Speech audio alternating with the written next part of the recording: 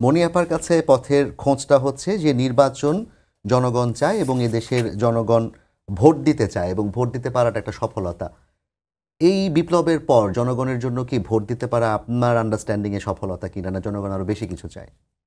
না, ডেফিনেটলি একটা তো হচ্ছে আমাদের গণতান্ত্রিক সমাজ লাগবে, এতে কোনো সন্দেহ নাই। এটা নিয়ে সন্দেহের কোনো অবকাশই নেই। আমার মনে হচ্ছে আমরা একটা অন রোড টু ডেমোক্রেসি, আমরা ধীরে ধীরে গণতান্ত্রিক যে হাই রোড আমরা সেদিকে আমরা যাচ্ছি এবং আমরা যাব।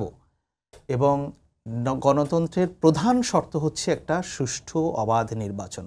এটা কিন্তু 1 নাম্বার শর্ত।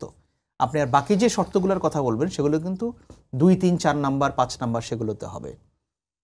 যেহেতু মানুষের মনে একটা আকাঙ্ক্ষা তৈরি হয়েছে যে এই শেখ হাসিনা সরকার গত 15 বছরে যেভাবে দেশ চালিয়েছে, এত মানুষ খুন করেছে, হত্যা করেছে, ক্ষমতাচ্যুত হয়েছে, ক্ষমতাচ্যুত হওয়ার পরেও তাদের মনের মধ্যে কিন্তু কোনো অনুশোচনা নেই। এখনও তারা ভারতে বসে ভারতের মুখাপেক্ষী হয়ে আছে কিভাবে বাংলাদেশে ফেরা যায়।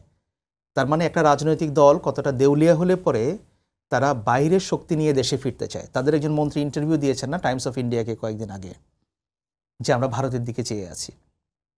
ওকে, ভারত কি করবে সেটা ভারত বলতে পারবে। তা আমি যেটা বলতে চাচ্ছি যে রাজনৈতিক দল তাদের নিজস্ব আন্ডারস্ট্যান্ডিং নাই, তারা এই দেশের মানুষকে বুঝতে পারে না। সুতরাং এখন আমরা যদি নির্বাচনের যে প্রসঙ্গটা সেটা আসছি, যে ভবিষ্যতে নির্বাচন হবে এবং নির্বাচনের মধ্য দিয়েই আমাদের একটা গণতান্ত্রিক যাত্রা আমাদের হতে হবে। এবং আমি মনে করি যে বাংলাদেশের সামনে আমাদের একটাই পথ খোলা আছে, সেটা হচ্ছে যে আমরা একটা গণতান্ত্রিক, আমি বলবো ডেমোক্রেটিক এবং একটা লিবারেল সোসাইটি, যেটা দিয়ে আমরা ওয়ার্ল্ড ওয়াইড বাংলাদেশের মানুষকে চিনবে যে এটা একটা গণতান্ত্রিক দেশ এবং এদেশের মানুষ লিবারেল এবং এদেশের মানুষ তার স্বকীয়তা বজায় রেখে, জাতীয়তাবোধ বজায় রেখে রেসপেক্টফুলি তারা বসবাস করতে পারে। এদেশের মানুষ হিউম্যান রাইটসকে তারা মূল্য দেয়। এদেশের তরুণ সমাজ দুর্নীতিকে প্রশ্রয় দেয় না। তরুণ সমাজ বলতে বোঝাচ্ছি তারাই তো সামনের বাংলাদেশ। সো এগুলো কিন্তু একটা ইমপ্রেশন ক্রিয়েট করে ওয়ার্ল্ড ওয়াইড। আপনি যেহেতু রোড টু ডেমোক্রেসির কথা বললেন, তো এই রোডের তো একটা শেষ থাকতে হবে। সেই শেষটা কোথায় যে হওয়া উচিত, কবে নাগাদ শেষ হওয়া উচিত? আমার মনে হয় এটা অন্তর্বর্তী সরকার এবং রাজনৈতিক দলগুলোর মধ্যে একটা সমঝোতার মাধ্যমে এটার একটা পরিসমাপ্তি হবে। আপনি যেখানে বলছেন অলরেডি প্রধান উপদেষ্টা তো একটা সময় বলেছেন যে 2026-এর জুনের মধ্যে, নির্বাচন এর পরে যাবে না, তার ডিসেম্বরে শেষও হতে পারে এবং জুনের মধ্যে হতে পারে।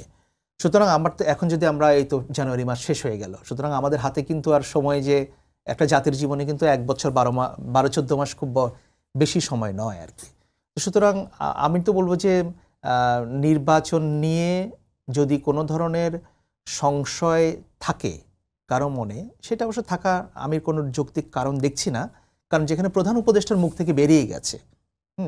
সুতরাং এবং বিএনপির মতো বড় রাজনৈতিক দলও কিন্তু সরকারকে যথেষ্ট রকম সহায়তা করছে বলে আমি ধারণা করছি বা বুঝতে পারছি। কারণ এই বড় রাজনৈতিক দল যদি সরকারের সঙ্গে একটা তাদের সমন্বয় না থাকতো, তাহলে কিন্তু এতটুকু রাস্তায় 6 মাস আসাটাও হয়তো সম্ভব হতো না। এবং সামনের দিনগুলোতে আমি মনে করব যা কিছু হবে একটা কনসেনসাসের মাধ্যমেই সেটা তৈরি হবে।